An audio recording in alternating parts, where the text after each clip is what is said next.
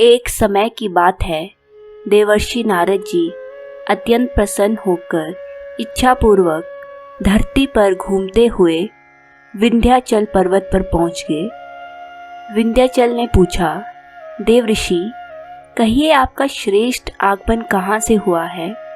आपके पधारने से मेरा घर पवित्र हो गया।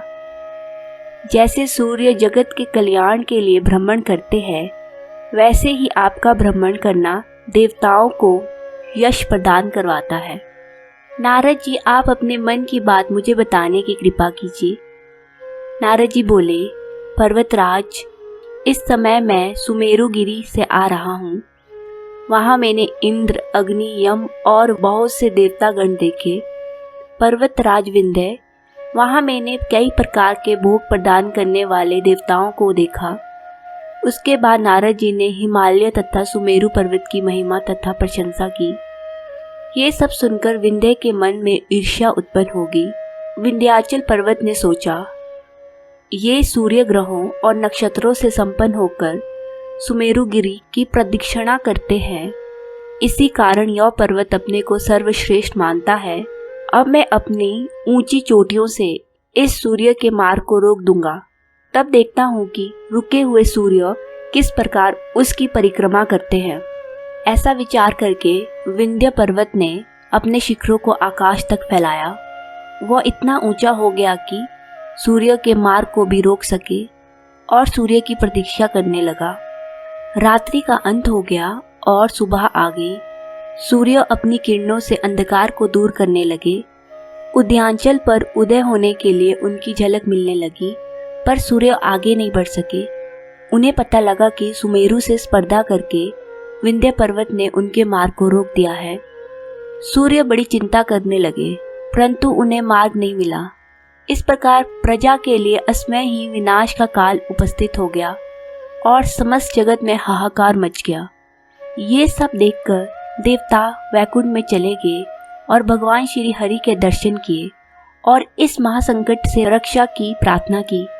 भगवान श्री हरि ने कहा, हे देवताओं, तेजस्वी अगस्त्य मुनि इस समय काशी में विराजमान है। विंध्य पर्वत को वो ही रोक सकते हैं। तुम वहां जाओ और परम प्रतापी अगस्त्य को प्रसन्न करके उनसे इस विषय में याचना करो।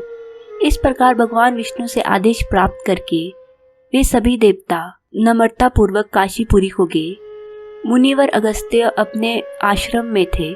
सारे देवताओं ने अगस्त्य मुनि के पास जाके उन्हें प्रणाम किया और वे बोले, हे महर्षि, विंध्य पर्वत ने सूर्य के मार्ग को रोक लिया है।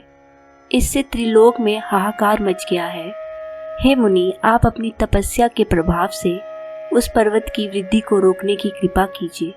ये सुनकर अगस्त्य मुनि ने उनसे कहा, मैं आप लोगों का ये कार्य पूर्ण करूँगा। अगस्त्य मुनि काशी से बाहर निकले। अपने तप रूपी विमान पर चढ़कर उन्होंने आधा मार्ग तय किया। आगे जाकर उन्होंने देखा विंध्याचल पर्वत ने अत्यंत ऊंचे होकर सूर्य को रोक रखा है। मुनि को सामने देखकर विंध्याचल पर्वत ने उनको साक्षात दंडवत प्रणाम किया। विंध्य नामक महान पर्वत को इस रूप में पड़े देखकर मुनिवर अगस्त्य जी के मुख पर प्रसन्नता छा गई।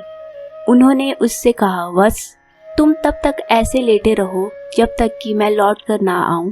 बेटा, मैं तुम्हारे शिखर पर चढ़ने में असमर्थ हूँ। इस प्रकार कहकर मुनिवर अगस्त्य जी दक्षिण दिशा की ओर जाने के लिए तैयार हो गए। वे विंध्य पर्वत के शिखर पर चढ़कर नीचे उतरे और वहां से दक्षिण को चले गए। मार्ग में उन्हें श्रीशैल पर्वत दिखा। उन्होंने वहां जाकर अपना आश्रम बना लिया और सदा के लिए वहीं बस गए। विंध्याचल पर्वत आज भी झुका हुआ है और महर्षि अगस्त्य की प्रतीक्षा कर रहा है। ऐसी ही धार्मिक कहानियाँ सुनने के लिए चैनल को लाइक और सब्सक्राइब करें।